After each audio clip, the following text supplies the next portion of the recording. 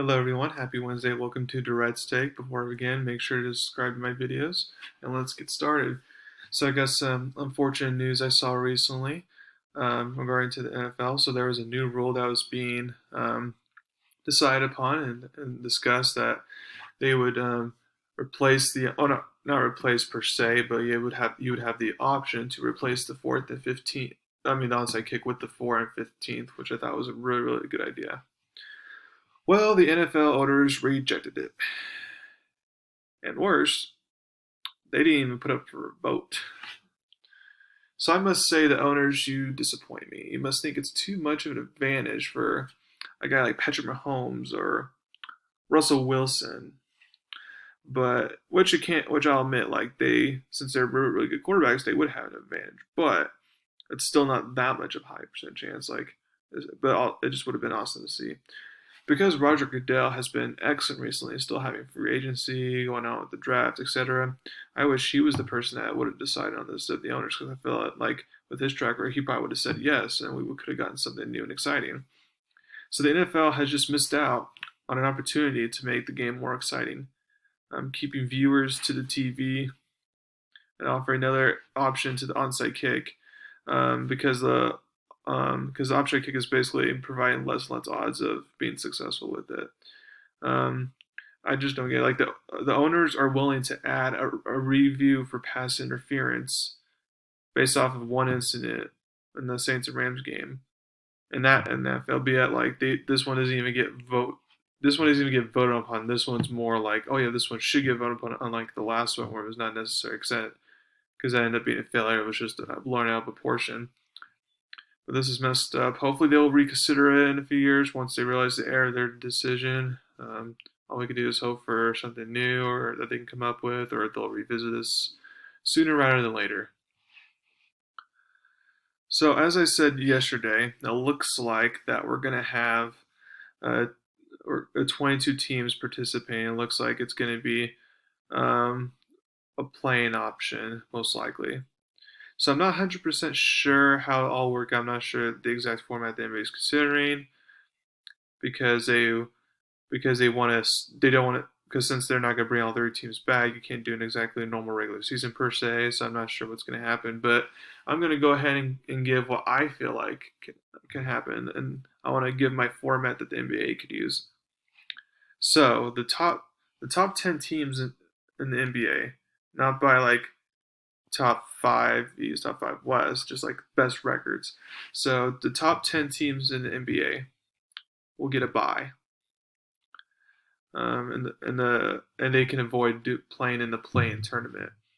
So then that leaves the best team that did make it to the top 10 to play that 22nd team that barely got in and so forth. So here's what it will look like. So the Mavs are the best team. So Mavs would be that 11th team, so the best non-10 top 10 team, and they would play the 22nd team, which would be the Wizards. And for me, I would do a best of 3 series. I wouldn't do a full 7-game series because then, while they may do somewhat well to start off, in the next round they would just be too tired and they would have already have played so much to be worn out. So I feel like it'd be too much of an advantage for the team that had to bye. So I don't see that. Maybe a 5-game series can happen, but I'm pushing for a 3-game series here. So you get, because you can't do 1 games because you need at least a few games to kind of like get your juice, get your flow, shake the rust off, get things back to normal. So that's why I would have a 3-game series, but 5 wouldn't be that bad either. But let's just assume it's a 3-game series.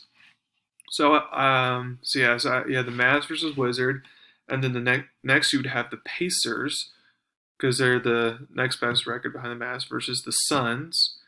Then you would have the 76ers versus the Spurs. Then you'd have the Grizzlies versus the Kings. Then you'd have the Nets versus the Pelicans. And then you'd have the Magic versus the Blazers. So, according to my predictions, I would have the Mavs sweep the Wizards 2-0. Because shake rust and all that stuff. I mean, the Wizards could win a game, but Mavs are just superior and they should win both games. And then I have the Pacers versus Suns. I have Pacers winning, but it would go to a 3-game series. 76ers and Spurs. Actually, just for the rest of them, I had them all going 3-game series. But so for the 76ers versus Spurs, I actually have the Spurs winning this series because I'm not sure if Simmons and B, I'm not sure how they're going to be stuff like that. Even if they are, they typically don't perform well when they're not in Philly, and since they're not going to be in Philly throughout the entire playoffs, I feel like this is kind of a wash season for them anyways, especially since they don't have any shooting. Now the Spurs don't have too much shooting in it, but they do have Greg Popovich and talented coaching staff and roster, so they can kind of get the job done for 3 games. So then, Grizzlies and Kings, I would have Grizzlies winning the series in 3, and then Nets versus Pelicans. I would have Pelicans winning the series in 3. I thought about Pelicans doing the sweep, but I feel like Nets can win a game. And then you have the Magic versus Blazers. Again, I thought Blazers could sweep, but I have the Magic winning a game, but Blazers win the series. So now here's what happened. So the Mavs would keep their spot as a 7th seed in the West because they won the matchup, and then the Pacers would keep their spot as a 5th seed in the East, and the Grizzlies would keep their spot as an 8th seed in the East. But since the 76ers were going to be the 6th seed in the East since they lost to the Spurs would replace the 76ers being as a 6th seed in the East. And while the Spurs may not be talented per se as Phil, I mean, Greg Popovich versus Brad Stevens, that sounds like a very good first-round matchup. Next, the Pelicans and Zion would replace the Nets, and they would face Toronto in the first round.